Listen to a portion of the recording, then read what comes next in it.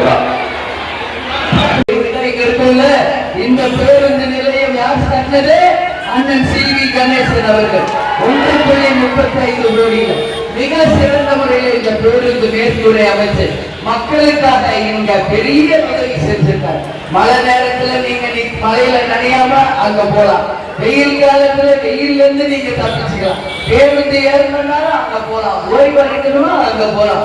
அந்த மாதிரி அவர் சிந்திச்சு மிகப்பெரிய அளவில் இந்த மேற்கூரை அமைச்சு ஒரு சிறந்த பேருந்துகளுக்காக நிலையத்தை உருவாக்கி இருக்கிறார். அதே மாதிரி இங்க திட்டக்குடி நகராட்சியில் உள்ள அனைத்து பகுதிகளிலுமே சிமெண்ட் சாலைகளை அமைத்து நகராட்சி முழுவதும் சிமெண்ட் சாலைகளை அமைத்து கொடுத்திருக்கிறார். அது மொத்தமே 105 கோடி ரூபாய் திட்டம். அந்த சாலைகள் எல்லாம் எவ்வளவு? 105 கோடியில உங்களுக்கு சிமெண்ட் சாலைகள். எறையூர் ஊராட்சி செயல்படாமல் இருக்க சர்க்கரை ஆலை